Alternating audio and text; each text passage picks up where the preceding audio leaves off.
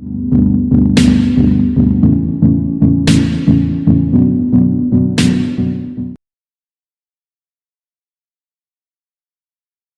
आता है भाद्रपद शुक्ल पंचमी, और ये आ रहा आपका ज्येष्ठ शुक्ल दशमी। गंगा नदी इसी दिन धरती पर आए थे। कहते हैं भगवान श्री राम से बहुत पहले अयोध्या में एक राजा हुए थे जिनका नाम था महाराज सगर। क्या नाम था? महाराज महाराज सगर ने अश्वमेध यज्ञ का आयोजन किया। किसका आयोजन किया? अश्वमेध यज्ञ में घोड़ा छोड़ा जाता है। अश्व का मतलब घोड़ा। घोड़ा छोड़ दिया और उसके पीछे 60,000 की फौज छोड़ दी। कितनी सेना छोड़ दी? 60,000 सैनिक उसके साथ, घोड़े के साथ लेफ्ट राइट करते हुए जा रहे थे। घोड़ा जहां जहां से निकलेगा वो इलाका हमारा, और यदि कोई घोड़े को पकड़ने की कोशिश करेगा तो 60,000 सैनिक लड़ने के लिए तैयार।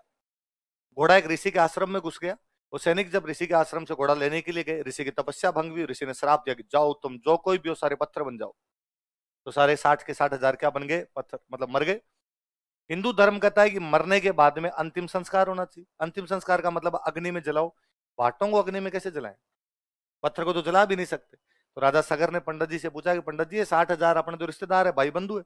राजा की सेना में राजा के इधर उधर के लोग हुआ करते। अब इन 60,000 को मोक्ष कैसे मिलेगी? अंतिम संस्कार नहीं होगा तो मोक्ष नहीं मिलेगी।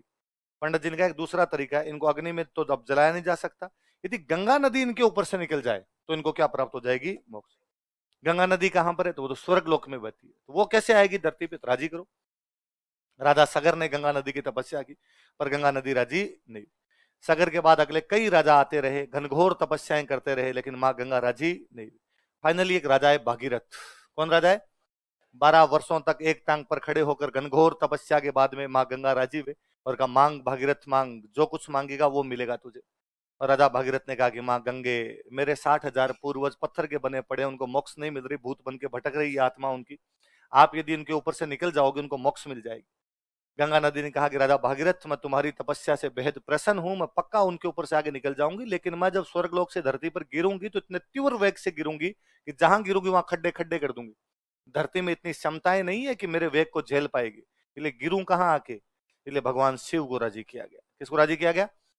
और कहा गया है महाराज शिव जी वैसे भी कम ही नहाते हो, मौका दे रहे हैं हम आपको, आप अपनी जटाओं में मां गंगा को धारण कीजिए। कहां धारण कीजिए? भगवान शिव भोले भंडारी है, हर बात मानने वाले। भोले भंडारी बैठे, गंगा नदी सबसे पहले उनकी जटाओं में आके गिरी। इसलिए शिव जी की जब भी कोई आप फोटो देखोगे उनमें यहाँ से पानी निकल रहा है। वो जो पानी निकल रहा है वो कौन है? और फिर गंगा नदी धीरे धीरे मैदान में प्रवाहित हुई, उन 60,000 लोगों के ऊपर से निकली और उनको मोक्ष प्रदान की। इसलिए गंगा नदी को बोलते हैं मोक्षदायिनी। क्या बोलते हैं? राजा भागीरथ लेके आए थे इसलिए बोलते हैं भागीरथी। क्या बोलते हैं? तो माँ गंगा धरती पर किस दिन पधारे थे? गंगा दशमी को। कब आए थे? गंगा दशमी। गंगा दशमी कब आती है? ज्येष्ठ शुक्ल दशमी। तो अगले दिन